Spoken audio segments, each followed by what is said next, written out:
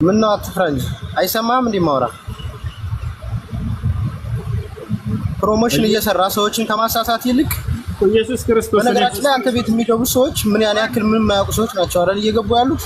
አንተ የምታውቀው ገብተሃል። ዛሬ ልትታይ ነው ማን እንደሆነ። ኢየሱስ ክርስቶስ ሊፈጠር ያለበት ቦታ ለበዛፍ ያላ ሜታናሳ እንጂ ለምን ታደርጋለህ?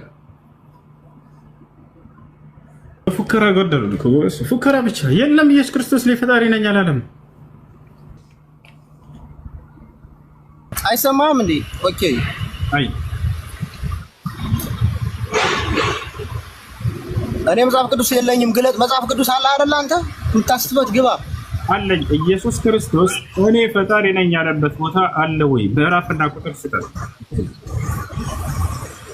ምንድነው? አልሰማኝም ያልኩህ? ኦኬ እሱ ጋር ኢየሱስ አይናገርም። ደጋግሜ እነግርሃለሁ። አዩ ግለጠው። አንደኛ ዮሐንስ 5:20 ላይ ግባ። እሱ ጋር ኢየሱስ አይደለም። መጽሐፍ ቅዱስ ይላል ብዬ አስባለሁ። ግባ። አዎ የያዘም ካለ እዚህ ላይ ፊት ለፊት ይግባ። ኢየሱስ እሱ ጋር ለምን ፕሮሞሽን እየሰራ ሰዎችን ታስታለህ? አንተ ፕሮሞሽን እየሰራ ሰዎችን አታስት። ኢየሱስ ክርስቶስ የተናገረበት እንደ የተባልከው ኢየሱስ ክርስቶስ ንግግሮቹ በአራት ወንጌላት ላይ ይገኛሉ። እናስተብረስቱ ያስ አልነገረውም። በስለ ማቴዎስ ወንጌል፣ ማርቆስ ወንጌል፣ ሉቃስ ወንጌል፣ ዮሐንስ ወንጌል በእነዚህ ላይ ኢየሱስ ክርስቶስ በድጋሚ ሲያስተምር ጊዜ ያስተማራቸው ቃላቶች አሉ። ወጣላ ለምሳሌ እኔና ባንድ እኔና ያበናይ ገብቷል። ኢየሱስ እኔ ፈጣሪ ነኝ ብሏል። እዛ ጋር ታረወን እንዴ? አይሰማም? ማውራ አልሰማም? ኢየሱስ ክርስቶስ በወንጌላቶች ላይ እኔ ፈጣሪ ነኝ ያለበት ቦታ አለው። ወንጌል ላይ እኮ ነው የምነግርህ። አይሰማም? እባክህ የዮሐንስ መልእክት ዮሐንስ የተናገረው ነው። ኢየሱስ የተናገረበትን የተጠየቀው። እሺ እሱን መግለጥ ካልቻልክ አልደጋግምም። በቃ አመሰግናለሁ። ሲቀጥል ኢየሱስ ክርስቶስ እሱ ፈጣሪ ከሆነ ያለም ወላሂ የለም ፍጡሩን አልፈጠረም እያልክ ነበር። አዳምጠኝ እንጂ እኔ እኮ መጽሐፍ ቅዱስ አላስኩም ግለጥ ብያለሁ። የዮሐንስን ንግግር አጋጣሚ ስራ ቦታ ስለሆንኩ ትገልጽላለህ። ምን ደይሰው አዳምጥ። እሱ ስጋ ለብሶ ወደ ምድር ወርዶ እኮ ለሐዋርያቶች ትሕትናን ሲያስተምር ምንድነው ያለው? ትሕትናን ሲያስተምር ስትጸልዩ እንዲህ ብላችሁ ጸልዩ ብሎ ሲናገር 2 ዓሣና 5 እንጀራ ሲያበረክትላቸው የሰማይ አባት ሆይ ብሎ እየጸለየ ለነሱ ሲያስተምር ነበር። የሰማይ አባት ሆይ ያለው እሱ የሰማይ አባት አለው፣ ግን ከሱ ሌላ አምላክ ኑሮት አይደለም። ከሱ ሌላ አምላክ ኑሮት ሳይሆን ለሐዋርያቶች መጸለይን እያስተማረ ነው። ገብቶሃል አይደለ? እናንተ ግን እቺን ብድግ አድርጋችሁ ይዛችሁ ሌላ ፈጣሪ ያለው ትላለህ። ሌላ ፈጣሪ እያለ ነው እሱ እየለመነ ነው ትላለህ። ገብቶሃል አይደለ? ፈጣሪ ቢሆን እንዴት ይተኛል? እሱ ፈጣሪ ከሆነ ፈጣሪ አይተኛም። ባህር ላይ ፈጣሪ ተኝቷል። እንዴት አንቀላፋ? ፈጣሪ አይተኛም አያንቀላፋም እያላችሁም ትላላችሁ። እና ፈጣሪ ካልሆነ እንዴት ባህርን መገሰጽ ይችላል? ስብከት ነው ወይስ አታስት ሁሴን ኮረጋ በረዳል ተያዘራ ኢየሱስ ክርስቶስ አምላክ አለ ብሎ ተናግሯል። ማስረጃ ያሳይ። መጀመሪያ ወዴት ነው የምትሄደው? ቆይ እኔ አዳምጥ። ኢየሱስ ክርስቶስ አምላክ ስለመሆኑ አሳየን ያልከው አይደለ? ነገርኩህ። አሁን ሌላ ፓርት ዘለለ ምን ትሄዳለህ? ግለጥና ታያቸው። 2300 ሰው አለ። ግለጥና ታያቸው ያልኩህን ግለጥና ታያቸው። ተረጋጋ እኮ ግለጥና ታያቸው። ሰዎችን አታስት እንደዚህ ቆሻሻ ነው። በስተመጨረሻ ክርስቲያን ካለ ይቀጥል።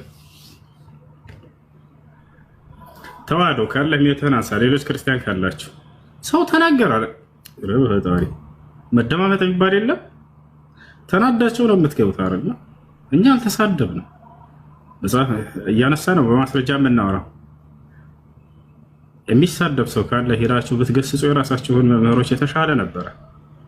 ይታቻላል። እኛ በማንም ላይ ደንበር አናልፍም። በመሲሁም ላይ ሆነ በማርያምም ላይ ኢየሱስ ነብይ ነው ትላለህ። ነብይ አይደለም ማለት ወይ ነብይ ነው ላሳይህ አይቻልም። አላህ ሙስተዓን። አትሳደቡ፣ ጥሩ አይደለም። መሳደብ ጥሩ አይደለም። እሺ ለማንኛውም ጥያቄ ያለው ካለ ይጠይቅ። ቃሉ አላችሁ? ጥያቄ ያላላ? ሰላም አለይኩም ሙስ። አለይኩም ሰላም። ጥያቄ ነበረኝ ቁርአን ላይ። እሺ ጥያቄ ምንድን ነው? ሱረቱ ኒሳ ምዕራፍ 4 ቁጥር 157 ላይ ያለው የወማ ቀተሉ ወማ ሰለቡ ወላኪን ሹቢሀ ለሁም የምትለዋን አስረድልኝ። አልገደሉትም፣ አልሰቀሉትም፣ ነገር ግን ለእነርሱ ተመሰለባቸው። ወላኪን ሹቢሀ ለሁም የምትለዋን ማለት ነው። ለእነርሱ ተመሰለባቸው፣ ለእነርሱ መስሎ ታያቸውና ገደሉት፣ ሰቀሉት። ማን ከተባለ መሲሁን አይደለም ሌላን አካል። መሲሁን ምን ያደረገው ታዲያ ከተባለ እዚያው ላይ በል ረፈዐሁ ላሁ ኢለይህ ይላል። በእውነትም እኔ ወደ እኔ አንስቼዋለሁ ይላል። አምላክ አላህ ስብሐነ ወተዓላ መሲሁን ወደ ራሱ አነሳ። ቀድሞ ነገረው። ቃለ ላሁ ያ ዒሳ ኢኒ ሙተወፊከ፣ እኔ አንተን ልወስድህ ነው ወደ እኔም ላነሳህ ነው አለ። አላህ ስብሐነ ወተዓላ መሲሁን አነሳው። እነዚያ ሰዎች ግን በመሲሁ የተመሰለባቸውን አካል ገደሉ፣ ሰቀሉት። ከዚያም መሲሁን ገደል ነው ሰቀል ነው ብለው ተናገሩ። ይሄን ያለው ነገር መሲሁ አልተገደለም፣ አልተሰቀለም። አምላክ አላህ ስብሐነ ወተዓላ በክብር አንስቶታል፣ በሰማይ ላይ ይገኛል። እሱ እንዳለ ሆነ። አሁን ለምሳሌ ክርስቲያን አሁን ጓደኞቻችን ምን ያስጠይቁን እቺ ሹቢሀ ለሁም የምትለዋን የሆነ አላህ እንዳደረገባቸው ምናምን አድርገው ነው የሚሉትና እሷን ትንሽ ተወራረ። እሺ አንደኛ ወላኪን ሸበህቱ ዐለይሂም አላለም፣ እኔ አመሳሰልኩባቸው አላለም። አላህ ተመሰለባቸው ነው ያለው። ልክ አንተ መንገድ ላይ የሆነ ዘለቀ የሚባል ጓደኛ ቀጥሮ እመጣለሁ ብሎ እየጠበቅከው እያለ እሱን የሚመስል ሰው አየህ። ይሄ ሰው ዘለቀ መሰለህና እንዴት ነህ ዘልዬ ብለህ ያዝ አደረግከው፣ ለአንተ ተመሰለብህ።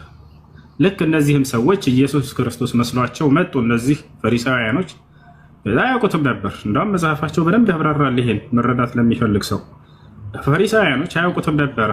ኢየሱስን የሚጠቁማቸው አንድ አካል ይፈልጉ ነበር። ማንን ከተባለ ይሁዳ። እኔ ነግራችኋለሁ፣ አሳያችኋለሁ ብሎ 30 ዲናር ተቀብሎ ወሰዳቸው። እነዚህ ሰዎች አያውቁትም። ከዛ ሄዱና ከሰዎቹ ላይ ቀደሜ የምስምላችሁ ነው ብሎ ነገራቸው ይሁዳ። ከዛ ሄደና ሳም አደረገው። በዛ እነሱ ይዘውት ሄዱ ይላል።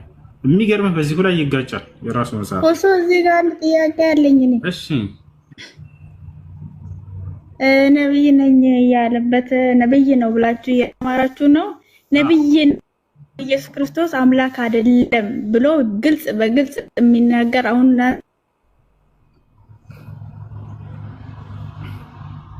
እሺ ድምጽሽ ተቋርጧል እና ተመሰለባቸው እንጂ ቢላ አመሳሰለባቸው አይልም። እሺ እንደው አላህ አመሳስሎባቸዋል በሚለው ብንሄድስ? አላህ አመሳሰለባቸው በሚለው ብንሄድም እነዚህ ሰዎች ወደ ምንድን ነው የሚሄዱት? አላህ አታሏቸዋል ማለት ነው አይሁዶችን ወደሚል ድምዳሜ ይሄዳሉ ሰባኪዎቻቸው ማለት ነው። እንትንም ላይ አለ እስራኤልያት ተፍሲር ላይ ምናምን አለ እንደዚህ የሆነ የተዘረዘረ ነገር አለ የሆነ ያነበብኩት ማለት ነው። አዳምጥሽ እና አላህ አመሳሰለባቸው በሚለው ብንሄድስ? አላህ አመሳሰለባቸው ቢባልም አላህ ስብሐነሁ ወተዓላ በቁርአን ላይ ምን ብሏል? ወላ የሒቁል መክሩ ሰይኡ ኢላ ቢአህሊሂ፣ የተንኮልና የሴራ ባለቤቶች ያ ተንኮልና ሴራ በራሳቸው ላይ እንጂ በንጹሃኖች ላይ እንዲያርፍ አላደርግም ብሏል። መሲሁ ንጹህ ነው ወይ? አዎ ንጹህ ነበር መሲሁ። ራሳቸው ወንጅለውት ነው ያላለውን ብለዋል ብለው እንደዚህ ሰዎች ወይንም ደግሞ በእርሱ ላይ ዋሽተውና ቀጥፈው የከሰሱትና ሊያስገድሉት ሊያሰቅሉት የፈለጉት መሲሁ ንጹህ ነው፣ ምንም አይነት ጥፋት የለበትም ነበር። ነገር ግን ያ ተከታዮች መካከል የነበረው አንድ ይሁዳ እርሱ ንጹህ የሆነውን አካል አሳልፎ ለመስጠት ለመጠቆም ሄደ። ለምን? ሊያስገድለው ሊያሰቅለው። አላህ ስብሐነሁ ወተዓላ እንዳው እርሱ ላይ ያደረገው ብንል እንኳን ያን ሰው የእጁን ሰጠው ነው የሚባለው፣ ዋጋውን አገኘ። አንድ ሰው ለሰዎች ጉድጓድን ከቆፈርክ በዛ በቆፈርከው ጉድጓድ ትተከላለህ እንላለን በተለምዶ። ያ ሰው ለሰዎች ጉድጓድ የቆፈረ ሰው በዛ በቆፈረው ጉድጓድ መግባቱ ፍትህ ነው አይደለም? ለዚያ ሰው ፍትህ ነው። እንኳን የእጁን አገኘ ነው የምንለው።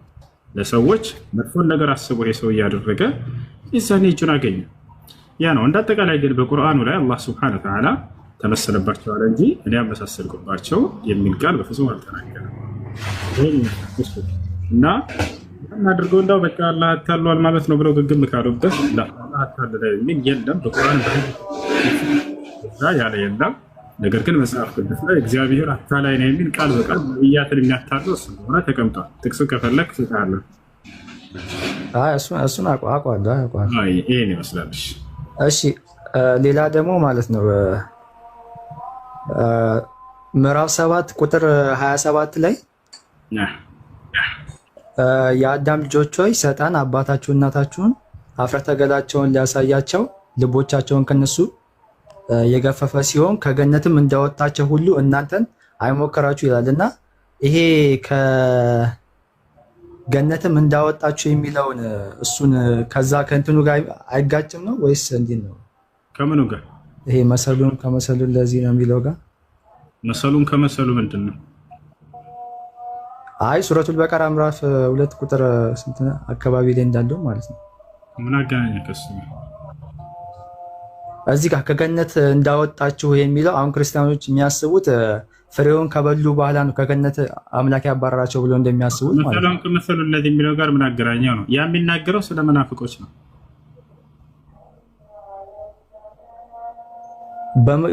በምድር ላይ ምትክን አድራጊ ነው የሚለው አንቀጽ አስተሳስቼ ነው። ኦኬ ወይስ ቃል ረቡከ ለልመላኢከቲ ኢኒ ጃዒሉን ፊል አርዲ ኸሊፋ አላህ አደምን የፈጠረበት ዓላማ ነው። ያ ደግሞ ከጀነት የወጣበት ምክንያት ነው። ከጀነት የወጣበት ምክንያት ያችን ኃጢአት በማድረጉ ነው። የአላህን ትእዛዝ ባለመጠበቁ ነው።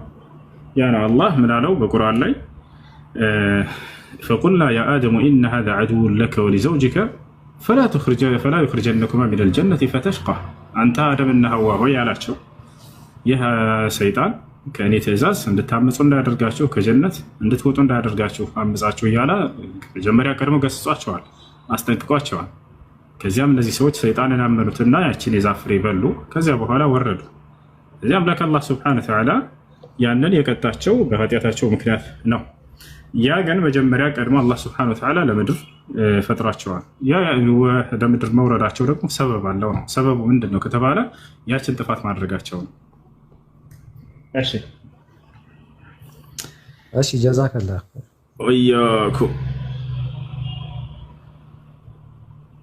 እሺ ኢየሱስ ነብይ ነው የሚል አለ ወይ ብለሽ የጠየቅሽው ልጅ አለሽ?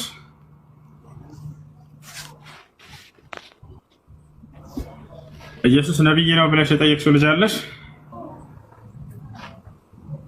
ኢየሱስ ክርስቶስ ነብይ ነው እንደ መጽሐፍ ቅዱስ። በዘመኑ የነበሩ ሰዎች እንዳለ ነብይ ነው ብለው ያምናሉ።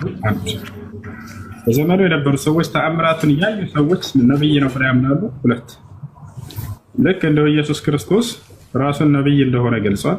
አራት ልክ እንዲሁ ሐዋርያቶች ኢየሱስ ክርስቶስ ነብይ እንደሆነ ተናግረዋል። ያ እሺ ሰላም እንዴት ነህ? ሰላም ደህና ነሽ? እግዚአብሔር ይመስገን። ለለነሽ ኢየሱስ ክርስቶስ በእናንተ ነብይ በእኛ ደግሞ ፈጣሪ ነው አይደለም? ኢየሱስ ክርስቶስ ፈጣሪ ነው የሚል ቃል የለም። ወይንም እኔ ፈጣሪ ነኝ አላለም። ነገር ግን ኢየሱስ ክርስቶስ የፈጣሪ አገልጋይ ነው፣ የፈጣሪ ነብይ ነው፣ መልእክተኛ ነው እንደ መጽሐፍ ቅዱስ ነው። በመጽሐፍ ቅዱስ ግን በእኛ ፈጣሪ ነው እንጂ እንትን አልተባለም፣ ነብይ ነው አልተባለም። ነብይ ነው ተብሏል። ላሳይሽ መጽሐፍ ቅዱስ ላይ እሺ።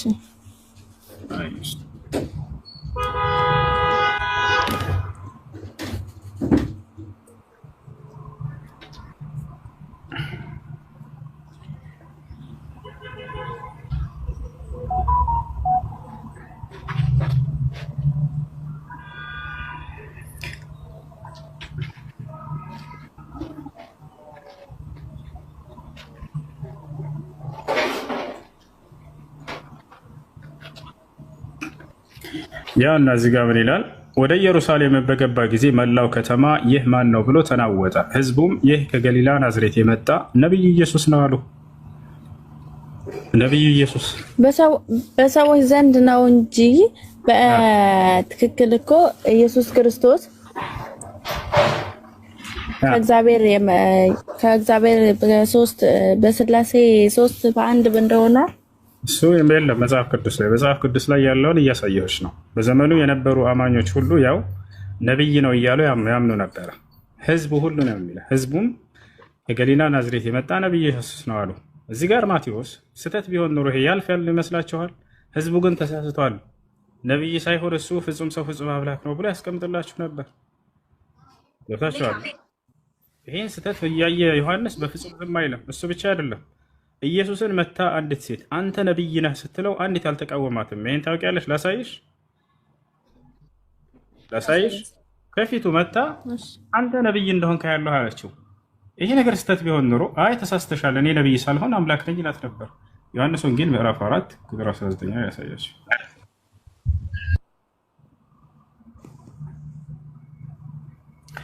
ያውና ሴትዮዋ መጣችና ሴቲቱም ጌታ ሆይ አንተ ነብይ እንደሆንክ ያለው አለችው። አባቶቻችን በዚህ ስፍራ ሰገዱ፣ በዚህ ተራራ ሰገዱ፣ እናንተም ሰው ሊሰግድበት የሚገባው ስፍራ በኢየሩሳሌም ነው ትላላችሁ አለችው። አንተ ነብይ እንደሆንክ ያለው እያለች በፊቱ ነብይነቱን ትናገር ነበር። ታቻላል። ኢየሱስም እንዲህ አላት፣ አንቺ ሴት እመኚኝ፣ በዚህ ተራራ ወይንም በኢየሩሳሌም ለአብ የማትሰግዱበት ጊዜ ይመጣል። እናንተ ለማታውቁት ትሰግዳላችሁ፣ እኛ መዳን ከአይሁድ ነውና ለምናውቀው እንሰግዳለን። ኢየሱስ ራሱ ከሚሰግዱት መካከል ነበር ለአብ። ያው እንሰግዳለን እያለ ይናገራል፣ ይሰግዳል ለአምላኩ። ነቢይ እንደሆነ ከፊቱ እየመጡ ሰዎች ሲናገሩ አይቃወማቸውም ነበር። ነቢይነቱን ተነግሯል በመጽሐፉ ላይ። አይኑን ያበራለትን ሰው ምን ትላለህ ተብሎ ሲጠይቅ አይንህን ስላበራለት ሲባል እርሱ ነቢይ ነው ብሎ ተናገረ። ተአምራቱን ያዩ አብረውት የኖሩ ትምህርቱን የሰሙ አብረውት ከፊቱ እየመጡ አንተ ነቢይ ነህ እያሉት በፍጹም አይቃወማቸውም። ይሄ ክህደት ቢሆን ኖሮ ይሄን ክህደት እየሰማ መሲሁ ዝም አይላቸውም ነበር። አይ እኔ ነቢይ ሳልሆን አምላካቸው ነኝ እናንተ ብሎ ያርማቸው ነበር። ይፋቻለ ይሄን ይመስላል። አመሰግናለሁ። ሌላ ጥያቄ አለሽ? ቆይ አንዴ። እሺ ሌላ ጥያቄ አለ? ቀጥል። ሰላም፣ እኔ ጥያቄ አለ። እሺ ሰላም። የእኔ ጥያቄ ምን መሰለህ፣ በካዕባ ዙሪያ ከነቢዩ መሐመድ ውጭ ሌሎች ነቢያቶች እዛ ቦታ ላይ የአምልኮት ስርዓት አድርገው ከሆነ ከቁርአን ላይ ማስረጃ አለ ማለት? እሺ በቁርአን ላይ ከነቢዩ መሐመድ ሰለላሁ ዐለይሂ ወሰለም በፊት በዚያ ቦታ ላይ አምልኮ ያደረጋለ ወይ? አብርሃምና ኢስማኤል በዚያ ቦታ ላይ ሄደው ጭራሽ ያን ቦታ ያጸዱት የሰሩት እነርሱ እንደሆኑ ቃል በቃል አሳይሻለሁ። በዚያም ቦታ ላይ አብርሃም ወአዚን ፊናስ ቢልሐጅ ተብሎ ታዟል። ሰዎች ወደዚህ መጥተው ሐጅ እንዳደርጉ እዘዝ ብሎ አምላክ አላህ ሱብሓነሁ ወተዓላ ለአብርሃም ትእዛዝን ሰጥቶት እንደነበር ተቀምጧል። በሱረቱል ሐጅ ላይ ይገኛል፣ በሱረቱል በቀራ ላይ እንዲሁ። ላሳይሽ አብርሃም እንደሰራው ሁሉ አሳይሻለሁ። አብርሃም እንደሰራው እኮ አውቃለሁ። በአላህ ትእዛዝ አብርሃም ቦታውን ከፍ እንዳደረገው እሱ መሰረቱን ያስያዘው አዳም ነው። ከፍ አድርጎ ደግሞ የገነባው አብርሃም እንደሆነ አውቃለሁ። ግን አምልኮት ስርዓት ተደርጎበታል ወይ? ተሰግዶበታል ወይ?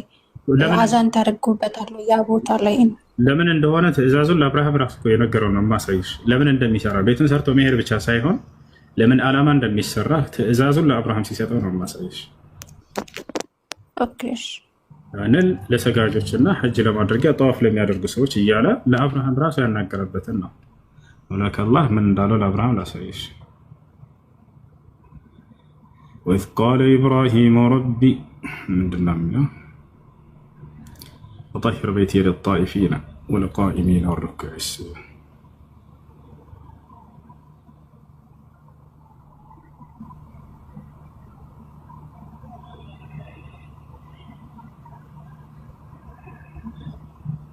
ሱረት አልበቀራ 125